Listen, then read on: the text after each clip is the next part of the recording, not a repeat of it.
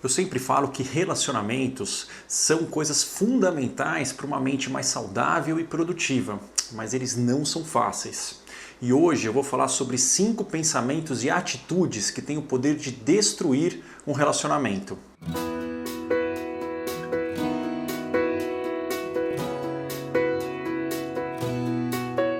Olá, eu sou Marco Antônio Abud, médico psiquiatra da Universidade de São Paulo, aqui do canal Saúde da Mente do Centro Ibirapuera de Neurociência.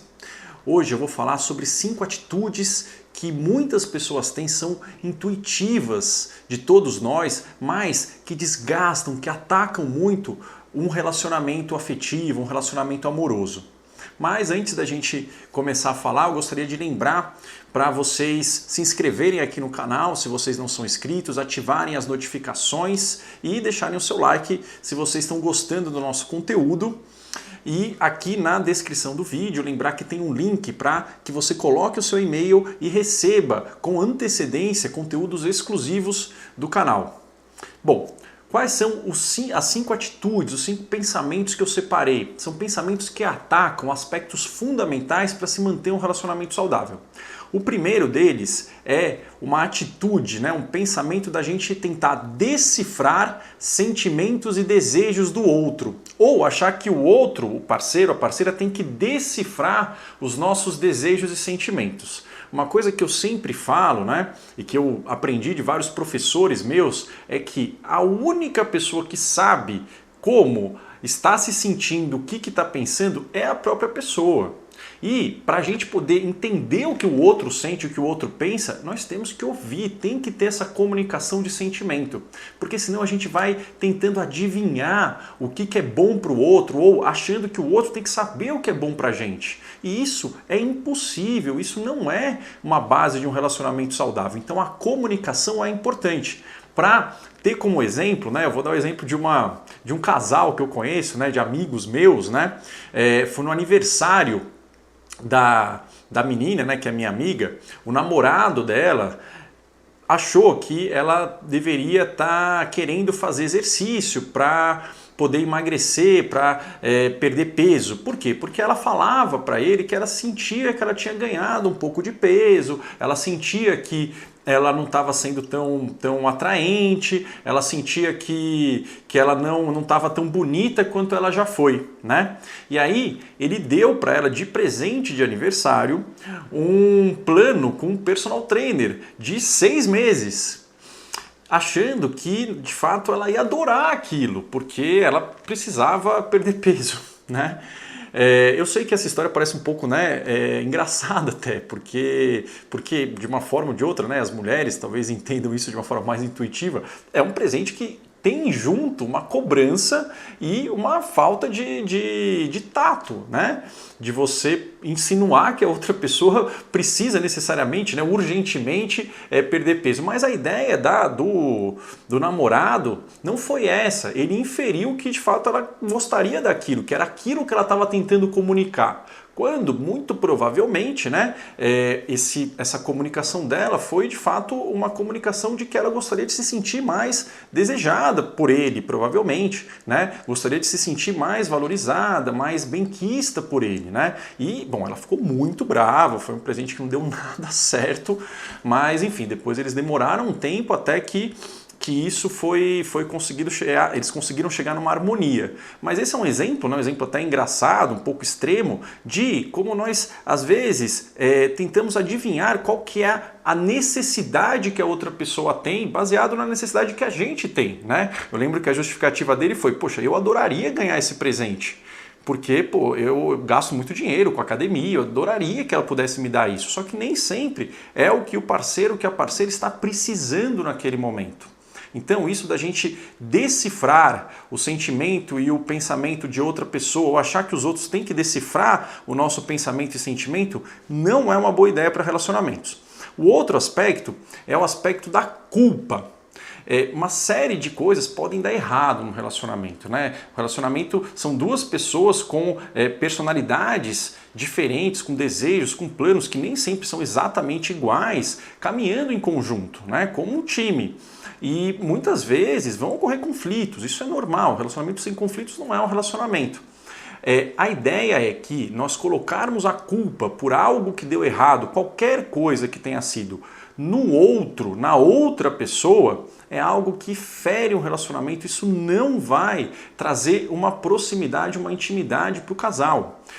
A ideia é que antes da gente colocar o que o outro poderia fazer pela gente, eu sei que é uma coisa meio clichê, é muito bacana, até pra gente mesmo, pra nossa saúde mental, nós observarmos o que nós podemos colocar naquele relacionamento, o que nós podemos fazer para outra pessoa, ou seja, assumir a responsabilidade para o relacionamento dar certo e dar errado. Né? Porque se a culpa é de um, se o relacionamento está dando errado, se a coisa está dando errado, também a culpa é só dele se der certo, ou só dela. E a ideia é que isso não existe, né, em nenhum tipo de relacionamento. Então, a questão é a gente sempre olhar qual que é a nossa parcela de responsabilidade por qualquer evento, bom e ruim no relacionamento. Isso dá um sentimento de parceria, né, que é uma coisa fundamental para o relacionamento.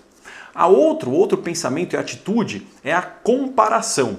Isso também eu vou dar um exemplo de um outro casal, né? Que aí de fato a parceira, né? A minha amiga, ela de várias vezes, quando eles saíam, ela fazia elogios para outros homens em relação à capacidade deles profissional, ao quanto que eles tinham atingido na carreira, ao fato deles terem um desempenho intelectual muito intenso, né? E o parceiro, né, o namorado dela, a gente percebia isso e depois, enfim, ele até comunicou que de fato ele se sentia diminuído, não valorizado, né? Porque tinha essa questão de você comparar o seu parceiro com outra pessoa, com outro indivíduo, né? Ou às vezes você comparar o seu relacionamento com o relacionamento de outras pessoas. Eu lembro também um outro casal que a menina ela comparava o relacionamento que ela tinha com o namorado com o da amiga, porque o da amiga em 3 ou 4 meses eles já estavam morando juntos, né? A amiga dela e o namorado, quanto os dois ainda não estavam, eles estavam se conhecendo já num relacionamento, num namoro, mas já quase 1 ano e eles não estavam juntos. E ela falou, poxa, será que o meu relacionamento é muito devagar? Será que de fato o meu namorado não gosta de mim o suficiente? Né? O que será que está acontecendo? Será que o nosso não é um amor de verdade? Ou seja, uma série de ideias sobre como deveria ser o relacionamento, sendo que um relacionamento ele é único e o ritmo como ele anda, né, isso depende de vários fatores, mas das duas pessoas, não tem como comparar nem o seu parceiro e parceira com outra pessoa, isso não é bom, isso vai distanciar o parceiro. E também comparar o seu relacionamento com outros relacionamentos é algo que não faz o menor sentido. Cada relacionamento tem um ritmo próprio. Né, de quem sabe como deve ser o relacionamento são as duas pessoas, ok? Então a gente falou de decifrar sentimentos e pensamentos, de comparação, de culpa. Um outro pensamento e atitude que destrói relacionamentos, que tem o poder de separar os envolvidos, é a competição. Às vezes a gente faz isso intuitivamente, né? Ainda mais quando um dos parceiros, né, uma das pessoas ou as duas tem uma personalidade competitiva. Ter um aspecto competitivo não é ruim, isso ajuda, é muito benéfico para que nós conseguimos conquistar várias coisas no dia a dia, né? Agora, a gente colocar um sentimento de competição no parceiro, ou seja, eu fiz mais para o relacionamento do que você, ou eu atingi mais em tal esfera do que você, eu estou me dedicando mais ou menos do que você, isso nunca é algo que ajuda ao relacionamento ser harmonioso.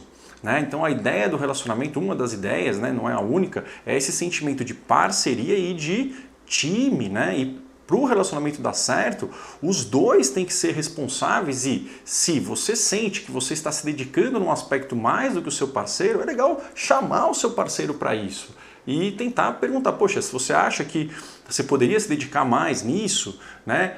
Ou às vezes ver que talvez o seu parceiro esteja se dedicando em uma coisa que você não está observando também. Né? Essa questão de competir sobre quem está fazendo algo a mais do que o outro pelo relacionamento ou por qualquer outra esfera, quer seja pelos filhos ou pela organização da casa, pela parte financeira, isso é algo que não é saudável para um relacionamento, mas eu entendo que é intuitivo em vários momentos da nossa vida. Né?